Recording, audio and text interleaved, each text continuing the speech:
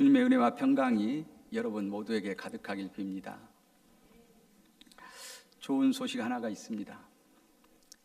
우리 여성 성도님들 혹시 명품 좋아하시나요? 샤넬, 프라다, 디올, 약간 또 급이 높은 에르메스, 또 롤렉스 데이토나 들어보셨나요? 바쉐론, 콘스탄틴 들어보셨죠? 그라프, 프라미스 컬렉션. 아마 싫어하시는 분은 없을 겁니다. 형편이 되지 않아서 갖지 못할 뿐이지 그 자체를 싫어하시는 분은 없을 겁니다. 타인에 대한 배려나 또 직업상의 이유 때문에 소유하지 않을 뿐이지 그 자체를 싫어하는 분은 없을 것입니다.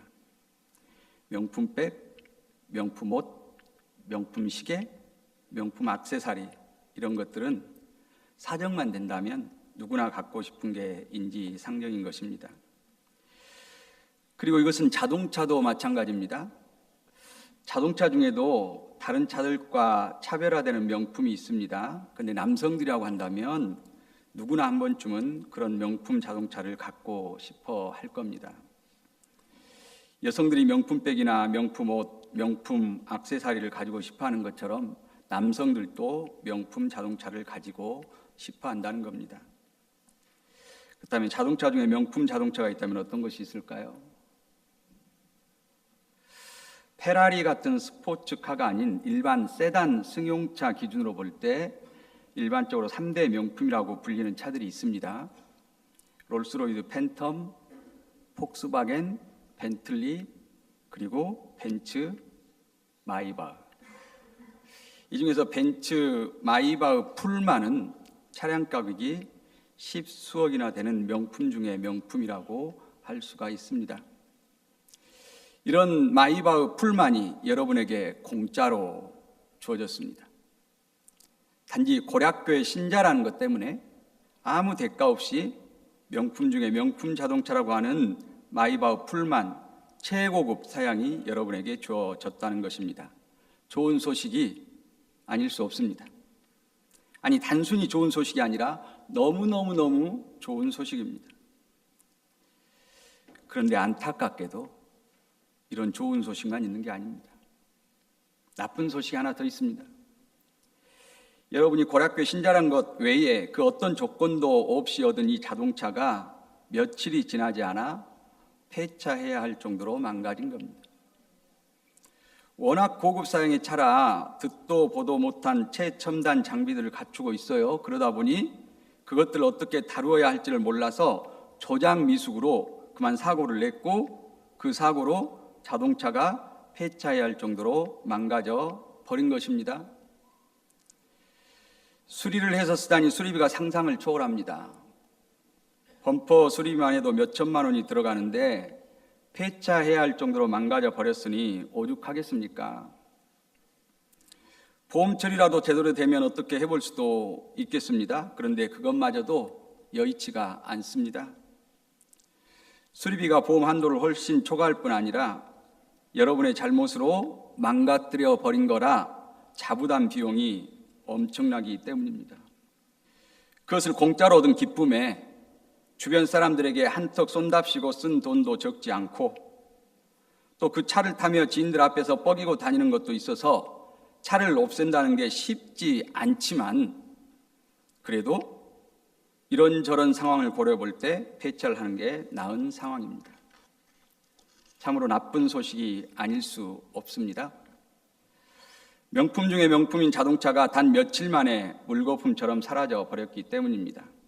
그렇다면 여러분, 이럴 때 기분이 어떻겠습니까? 우리 같은 사람은 감히 꿈도 꿀 수 없는 그런 차를 단 며칠 동안이라도 소유할 수 있었다는 것 때문에 기분이 좋겠습니까? 아니면 그동안 그 차 때문에 쓴 돈과 그 차를 몰면서 뻐이고 다녔던 것에 대한 부끄러움 때문에 기분이 엉망이겠습니까? 마이바흐 풀만 자동차가 피부로 와닿지 않는다면 여러분들에게 피부로 와닿는 로또를 한번 생각해 볼까요? 여러분이 100억 원짜리 로또에 당첨됐는데 그 당첨된 복권을 관리소홀로 잃어버렸다고 합시다. 기분이 어떻겠습니까? 잠시나마 100억 원에 대한 권리를 가지고 있었다는 사실 때문에 기분이 좋겠습니까? 아니면 그것을 잘 관리하지 못해서 잃어버렸다는 것 때문에 기분이 엉망진창이겠습니까? 기분이 좋지 않을 것입니다. 아니, 기분이 좋지 않은 정도가 아닐 수도 있습니다. 일상의 삶이 엉망진창이 될 수도 있을 겁니다. 로또가 당첨되기 전에 평범한 일상의 삶을 잃어버린 채 한동안 거의 폐인 수준으로 살아갈 수도 있을 겁니다. 그동안 아무런 문제가 없었던 가족들과의 불화가 생길 수도 있고, 그로 인한 히스테리성 정신질환을 앓을 수도 있을 것입니다. 물론 여기 계신 여러분들 모두가 대담하셔서 그렇지 않은 분도 있겠지만, 대부분은 얼마 동안 삶이 엉망이 될 정도로 참담한 기분 속에서 살아갈 겁니다. 그리고 이런 경우에는 애초에 로또에 당첨되지 않는 것이 더 좋았다고 할 수도 있습니다. 로또에 당첨되지 않았다면 당첨되었을 때 그 황홀한 기분은 느끼지는 못했겠지만, 그러나 그 이후에 겪게 된 그 참담함과 폐인 수준의 삶을 살아갈 일은 없었을 테니 말입니다. 오늘 함께 나눌 말씀은 이것과 관련이 됩니다.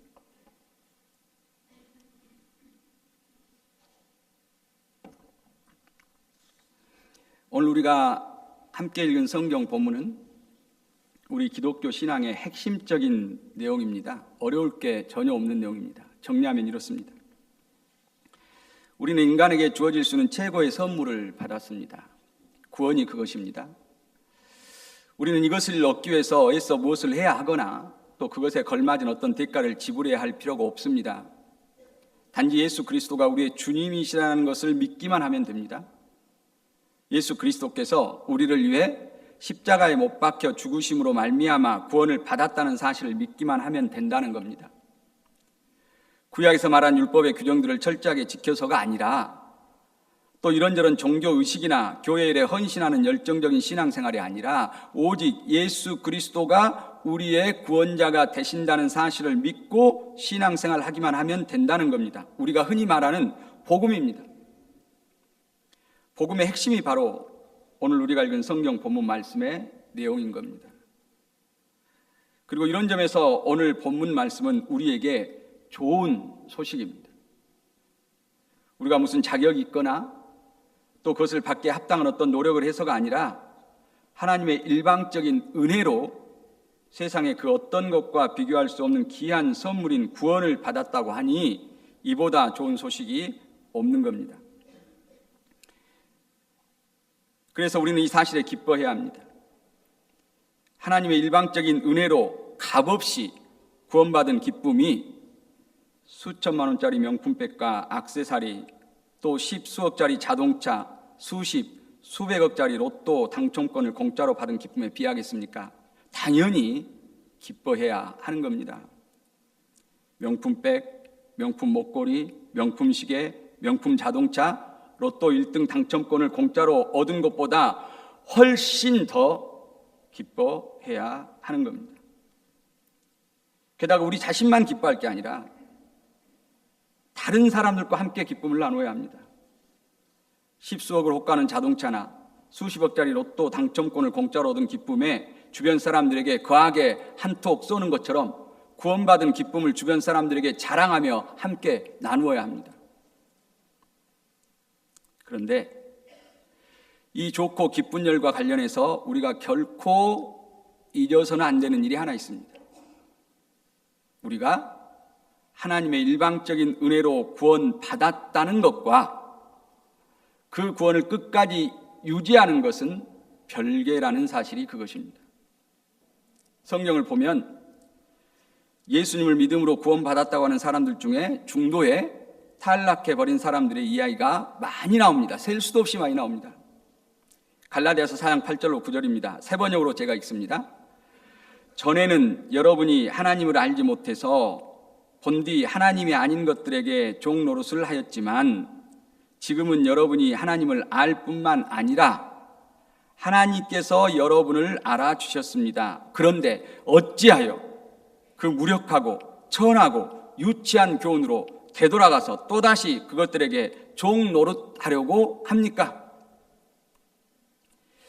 하나님의 은혜로 선택받아서 하나님과의 관계 안에서 살게 된 자들이 다시금 하나님을 알지 못할 때 상태로 돌아가려 하고 있다는 겁니다. 하나님의 은혜로 구원받은 자들이 구원받기 이전의 상태로 돌아가려 하고 있다는 거예요. 베드로후서 2장 20절로 22절입니다. 역시 세 번역입니다. 사람들이 주님이시며 구주이신 예수 그리스도를 알므로 세상의 더러운 것들에서 벗어났다가 다시 거기에 말려들어서 정복을 당하면 그런 사람들의 형편은 마지막에 더 나빠질 것입니다. 그들이 의의 길을 알고서도 자기들이 받은 거룩한 계명을 저버린다면 차라리 그 길을 알지 못했던 편이 더 좋았을 것입니다. 다음과 같은 속담이 그들에게 사실로 들어맞았습니다. 개가 자기가 토한 것을 도로 먹는다. 돼지가 몸을 씻고 나서 다시 진창에 튕군다. 개가 토한 것을 다시 핥아먹고 돼지가 깨끗하게 씻긴 후에 다시 더러운 우리 안으로 들어가 오물 위에서 튕군다는 겁니다. 예수 그리스도를 믿어 구원받았다가 다시금 구원받기 이전의 상태로 되돌아간다는 거예요. 예수님을 믿음으로 구원받았다고 하는 사람들 중에 중도에 그 구원에서 탈락해 버린 사람들이 있다는 사실을 말해줍니다.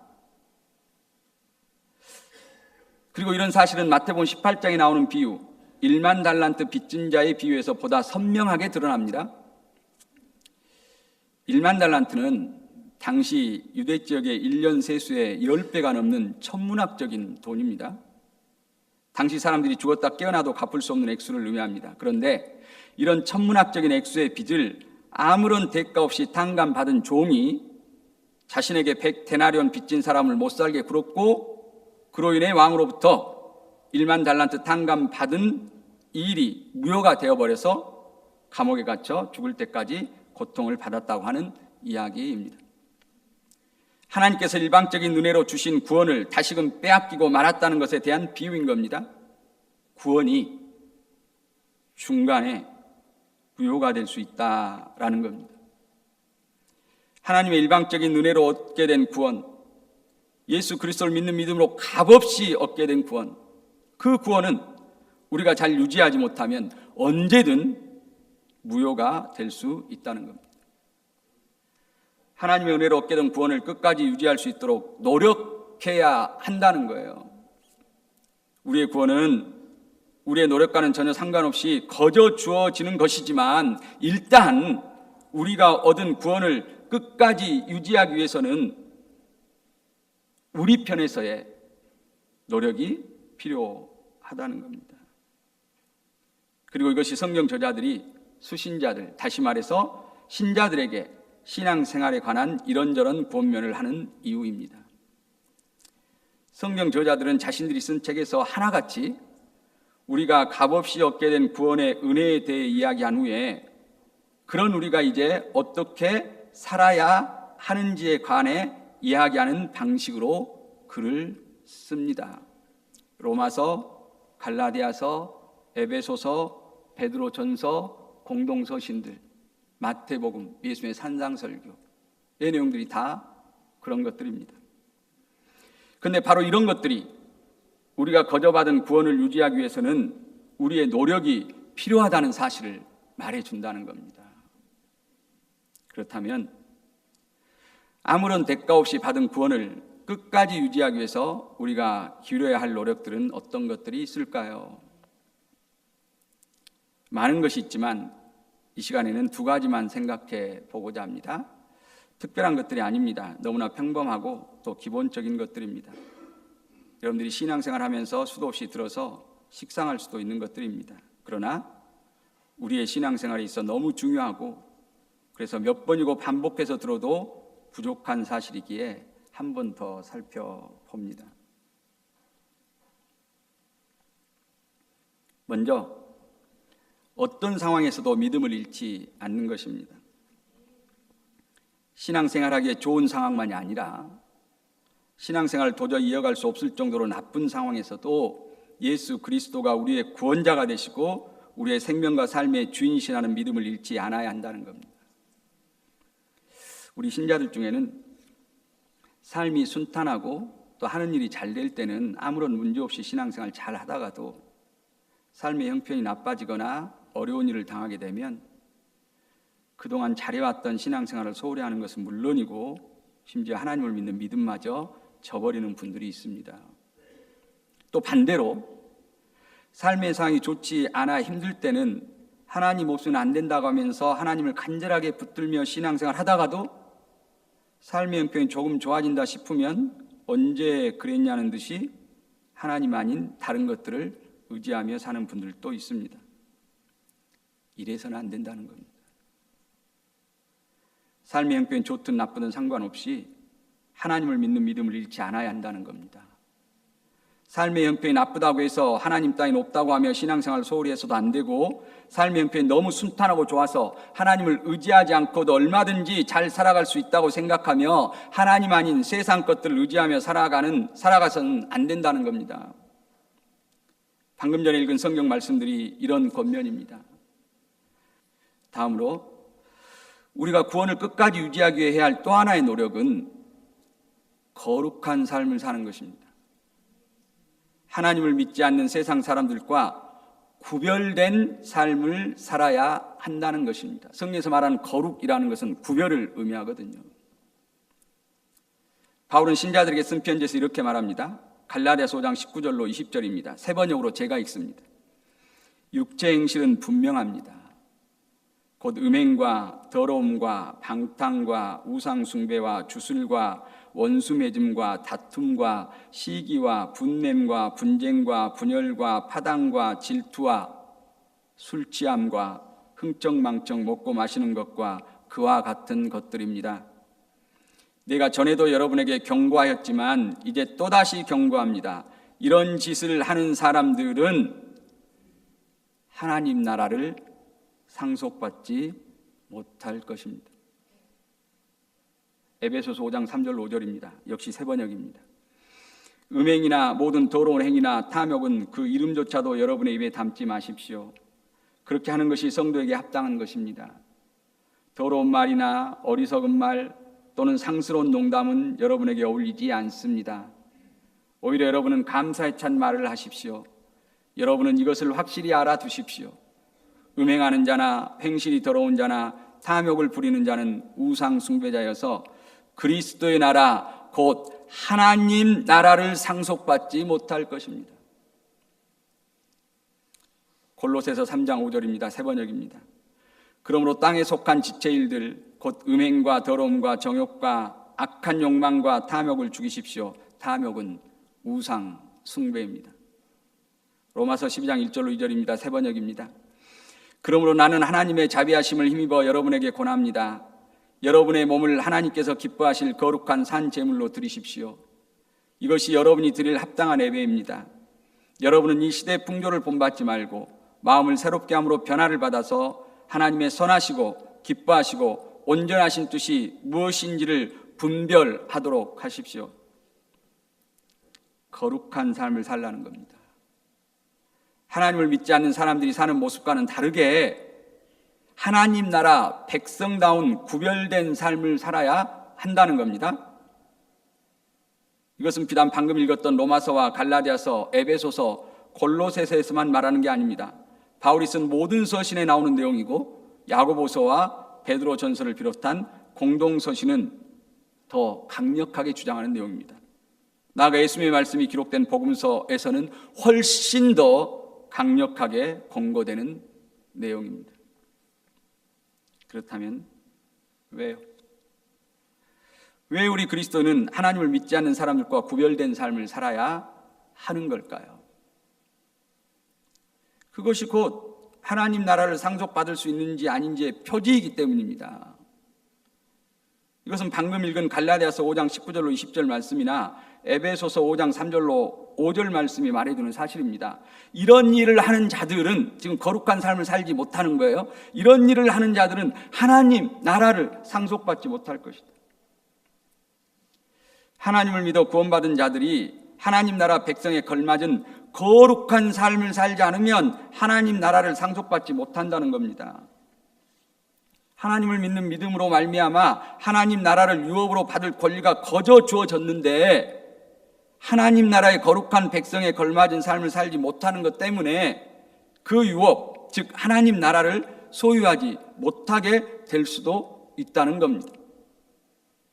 하나님의 은혜로 주어진 구원을 끝까지 유지하기 위해서는 거룩한 삶, 구별된 삶을 사는 노력이 필요한 겁니다. 하나님을 믿지 않는 세상 사람들과 다른 윤리적인 사고와 행실을 가지고 사는 노력이 필요하다는 겁니다. 말씀을 마칩니다. 우리에게는 이 세상 어떤 것과도 비교할 수 없는 선물인, 그래서 이 세상 어떤 것으로도 얻을 수 없는 기쁨이 되는 구원이 주어졌습니다. 그것도 아무런 값 없이 오직 예수 그리스도를 믿는 믿음으로 말미암아 그렇게 되었습니다. 그런데 그 구원은 중도에 잃어버릴 수도 있는 것입니다. 개가 토했던 것을 다시 먹고 돼지가 깨끗이 씻은 후에 다시 오물로 가득한 우리로 되돌아가 뒹구는 것처럼 구원 역시 우리가 끝까지 지켜내지 않으면 잃어버릴 수도 있는 거라는 겁니다.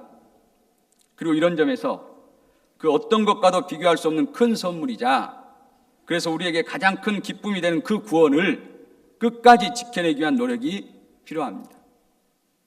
예수 그리스도를 믿음으로 구원을 얻었다는 것으로 끝났다고 생각하지 않고 그 구원을 끝까지 유지하기 위한 노력이 필요하다는 겁니다. 어떤 상황에서도 하나님이 우리의 생명과 삶의 주인이 되신다고 하는 믿음을 잃지 않기 위한 노력, 또 하나님 나라 백성으로서 합당한 거룩한 삶, 구별된 삶을 살아내려고 하는 노력을 하며 살 필요가 있다는 겁니다. 그리고 이것이 우리가 교회를 중심으로 지속적으로 신앙생활을 해야 하는 이유입니다. 어떻게 보면 우리는 교회를 중심으로 지속적으로 신앙생활을 해야 할 필요가 없다고도 할 수도 있습니다. 이미 구원을 받았기 때문입니다. 그러나 우리의 지속적인 신앙생활, 즉 우리가 얻은 구원을 유지하기 위한 노력으로서 신앙생활이 없이는 우리가 받은 구원은 끝까지 견인되지 못할 수도 있습니다. 이 점에서 우리가 교회를 중심으로 죽을 때까지 신앙생활을 해야 하는 것입니다. 신자들이 함께 모여서 끊임없이 하나님을 예배하고 신앙 고백을 해야 하는 것입니다. 신자들이 함께 모여서 끊임없이 하나님의 말씀을 배우고 익혀야 하는 것입니다. 그렇게 배워서 알게 된 하나님의 말씀, 하나님의 뜻을 삶 가운데서 실천해 나가며 살아야 하는 것입니다. 성경이 요구하는 거룩한 삶을 통해 하나님 나라를 소유한 자에게 합당한 삶을 살아가야 하는 것입니다. 이 사실을 기억하며 신앙생활하는 우리 모두가 되었으면 좋겠습니다. 그래서 세상의 그 어떤 것으로도 바꿀 수 없는 선물인 구원을 끝까지 유지하는 고려학교의 모든 성도님들이 되었으면 좋겠습니다.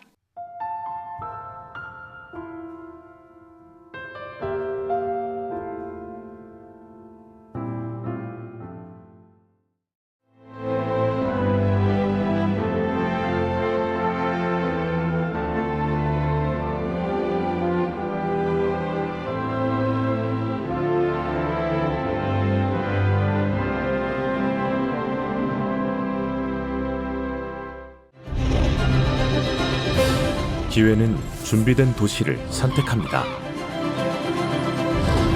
대지엔 바이오, 반도체, 도심엔 문화, 하늘엔 우주.